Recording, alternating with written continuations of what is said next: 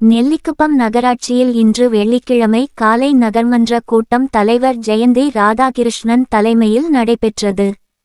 கூட்டத்தில் 100க்கும் மேற்பட்ட தீர்மானங்கள் நிறைவேற்றப்பட்டன. நெல்லிக்குப்பம் நகராட்சியில் நகர்மன்ற கூட்டம் தலைவர் ஜெயந்தி ராதாகிருஷ்ணன் தலைமையில் இன்று காலை நடைபெற்றது. மேற்படி கூட்டத்தில் நகர்மன்ற துணை தலைவர் கிரிஜா திருமாறன், ஆணையர் கிருஷ்ணராஜன், பொறியாளர் கண்ணன், மேலாளர் பொறுப்பு செந்தில்குமார், முதுநிலை நகர அமைப்பு ஆய்வாளர் செந்தில்குமார் செழியன், வருவாய் ஆய்வாளர் ஜான் பால் ராஜ், துப்புரவு ஆய்வாளர் கேசவன், பணி மேற்பார்வையாளர் ரமேஷ், இளநிலை உதவியாளர் வெற்றிச்செல்வன் மற்றும் நகரம் மன்ற உறுப்பினர்கள் கலந்து கொண்டனர்.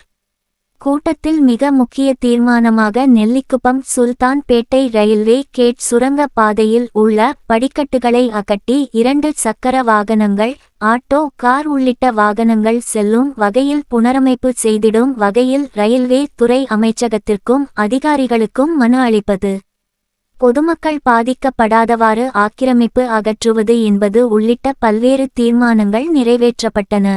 மேற்படி கூட்டத்தில் கவுன்சிலர்கள் பேசியதாவது: ஆனந்தராஜ், கவுன்சிலர்: எனது வார்டிற்கு உட்பட்ட பகுதிகளில் நகராட்சி மூலம் பணி நடைபெறும் போது அருகில் உள்ள வார்டு பெயரை பயன்படுத்துகிறீர்கள். ஆகையால் வார்டு வரையறையின் நகலை அனைத்து உறுப்பினர்களுக்கும் வழங்க வேண்டும் என தெரிவித்தார். ஆணையர் கிருஷ்ணராஜன்: வார்டு வரையறையின் ஒலி நகல் அனைத்து உறுப்பினர்களுக்கும் வழங்கப்படும் என தெரிவித்தார். ஃபாரூக் ஹுசேன், கவுன்சிலர்: சுகாதார பணிகளை மேற்கொள்ளும் தூய்மை பணியாளர்களுக்கு வழங்கப்படும் அனைத்து தளவாட பொருட்கள் பயன்பாட்டில் உள்ளதா, பணியாளர்கள் பின்பற்றுகிறார்களா, துறை அதிகாரிகளால் ஆய்வு மேற்கொள்ளப்படுகிறதா என கேள்வி எழுப்பினார். துப்புரவு அலுவலர் கேசவன்: தூய்மை பணியாளர் பணிக்கு எடுத்து செல்லும் அனைத்து தளவாட பொருட்களும் தீவிரமாக கண்காணிக்கப்பட்டு பணி மேற்கொள்ளப்பட்டு வருகிறது. புனிதவதி: ஆதிமுக கவுன்சிலர்: தெருவில் உள்ள மின் விளக்குகள் சரியாக எரிவதில்லை. அப்படி எரிந்தாலும் வெளிச்சம் இல்லாமல் உள்ளது. ஆகையில் அனைத்து பகுதிகளிலும் மீண்டும் டியூலைட் மின் விளக்குகள் பயன்படுத்த வேண்டும் என கேட்டுக்கொண்டார்.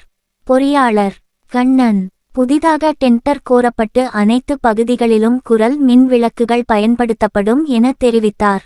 கிரிஜா திருமாறன், விசிக நகர்மன்ற துணை தலைவர்: எனது வார்டில் அடிப்படை வசதிகள் ஏதும் இதுவரை செய்து தரப்படவில்லை. ஆகையால் ஓட்டு கேட்க கூட எங்கள் பகுதியில் செல்ல முடியாத சூழல் உள்ளது.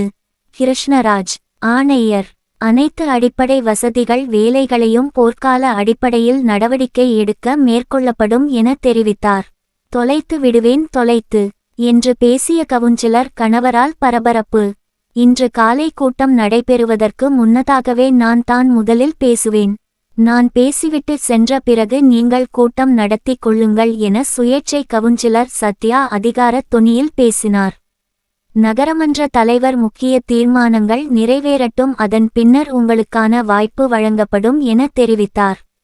ஆனால் அதை பொருட்படுத்தாத கவுன்சிலர் தொடர்ந்து பேசும்போது 108 ஆம்புலன்ஸ் ஓட்டுநர்கள் படுத்து உறங்க இடம் வேண்டும் என கேட்டார்.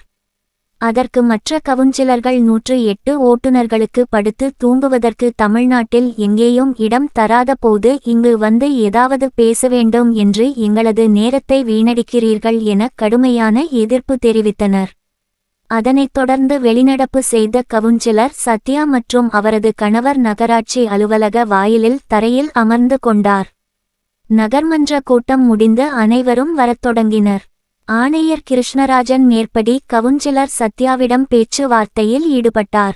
அப்போது கவுன்சிலரின் கணவர் தனது இருக்கையில் உட்கார்ந்து கால்மேல் கால் போட்டு கொண்டு ஆணையரை ஒரு விரல் நீட்டி தொலைத்து விடுவேன் தொலைத்து என்று குரலை உயர்த்தி பேசினார்.